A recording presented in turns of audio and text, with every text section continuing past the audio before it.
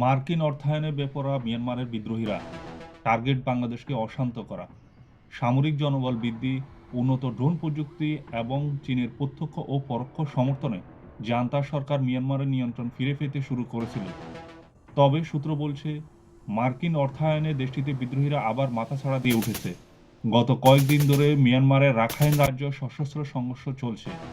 সেখানে আরাকান আর্মির সঙ্গে আরসা, আরএসও ও নবী হোসেন গ্রুপের মধ্যে চলমান গোলাগুলির প্রভাব পড়েছে বাংলাদেশের সীমান্ত এলাকায়। অভিযোগ উঠেছে, বাংলাদেশের নির্বাচন বানচালে তৎপর আমেরিকা, আর এই জন্য তারা বিদ্রোহীদের অর্থায়ন করে বাংলাদেশকে অস্থিতিশীল করতে চাইছে। বিশেষজ্ঞরা বলেছেন, বাংলাদেশের সঙ্গে যুক্তরাষ্ট্রের নিরাপত্তা উদ্বেগের পিছনে চীন একটি বড় কারণ হয়ে দাঁড়িয়েছে। যুক্তরাষ্ট্র চায় বাংলাদেশ যেন তার ইন্দো প্যাসিফিক স্ট্র্যাটেজির পক্ষে থাকে। এটি যুক্তরাষ্ট্রের একটি বিস্তৃত কৌশল, যার লক্ষ্য হচ্ছে পুরো অঞ্চল জুড়ে অর্থনৈতিক ও নিরাপত্তা সহযোগিতা জোরদার করে চীনের প্রভাব মোকাবেলা করা। ইউনুসের অন্তর্বর্তী সরকার যুক্তরাষ্ট্রের দীর্ঘমেয়াদী একটি নীল নকশার অংশ, যার লক্ষ্য দক্ষিণ পূর্ব এশিয়ায় তাদের আধিপত্য বিস্তার। বিশ্লেষকরা বলছেন, মিয়ানমারের চীন সমর্থিত গভীর সমুদ্রবন্দর প্রকল্পের পর থেকেই যুক্তরাষ্ট্র দক্ষিণ পূর্ব এশিয়ায় কৌশলগত অবস্থান নিতে সক্রিয় হয়েছে।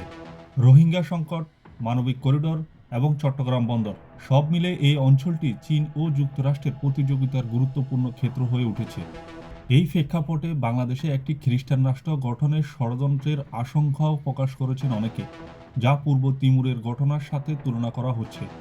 সাবেক প্রধানমন্ত্রী শেখ হাসিনা এর আগেও সতর্ক করে বলেছিলেন, বাংলাদেশ ও মিয়ানমারের কিছু অংশ নিয়ে এমন একটি রাষ্ট্র গঠনের ষড়যন্ত্র চলছে এবং এই সংক্রান্ত প্রস্তাবনা বাংলাদেশে একটি এয়ারবেস স্থাপনের মাধ্যমে এসেছে। একাধিক সূত্র ও বিশ্লেষকের মতে, নোবেল বিজয়ী ডক্টর মোহাম্মদ ইউনুসকে এই ষড়যন্ত্রের প্রক্সি নেতা হিসেবে ব্যবহার করেছে আমেরিকা। তাকে জাতিসংঘ মহাসচিব করার প্রতিশ্রুতি দিয়ে পশ্চিমার স্বার্থ রক্ষায় ব্যবহৃত হচ্ছে। এই পরিকল্পনার অংশ হিসেবে মিয়ানমারের বিদ্রোহীদের সহায়তা, চীনের বেল্ট অ্যান্ড রোড প্রকল্পে বাধা এবং বাংলাদেশে অস্থিরতা সৃষ্টির মতো উদ্যোগ নেওয়া হচ্ছে। বিশ্লেষকদের মতে, এই মুহূর্তে একটি গ্রহণযোগ্য, অবাধ ও নিরপেক্ষ নির্বাচন না হলে দেশের সার্বভৌমত্ব ও অভ্যন্তরীণ স্থিতিশীলতা মারাত্মক ঝুঁকিতে পড়তে পারে। বিশ্লেষকরা সতর্ক করে বলেছেন, বাংলাদেশের স্বাধীনতা ৫৪ বছর পর পাকিস্তান জামায়াত ও যুক্তরাষ্ট্রের এই সমন্বিত প্রচেষ্টা বাংলাদেশের সার্বভৌমত্বের জন্য হুমকি। নিরাপত্তা বাহিনীতে জঙ্গি সহানুভূতিশীলদের অনুপ্রবেশ, বিদেশি অর্থায়ন এবং পাকিস্তানের গোয়েন্দা কার্যক্রম বাংলাদেশকে অস্থিতিশীল করার ঝুঁকি বাড়াচ্ছে। কূটনৈতিক বিশ্লেষকরা সতর্ক করে বলেছেন, পাকিস্তান এবং যুক্তরাষ্ট্রের সাম্প্রতিক সমন্বিত কৌশল বাংলাদেশের স্বাধীনতা ও সার্বভৌমত্বের জন্য সরাসরি হুমকি।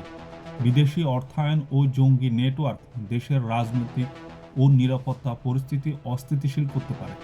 বাংলাদেশকে নিজের অভ্যন্তরীণ সংহতি বজায় রাখতে হবে এবং সরকারি তদারকি, গোয়েন্দা কার্যক্রম ও জনসচেতনতা জোরদার করতে হবে।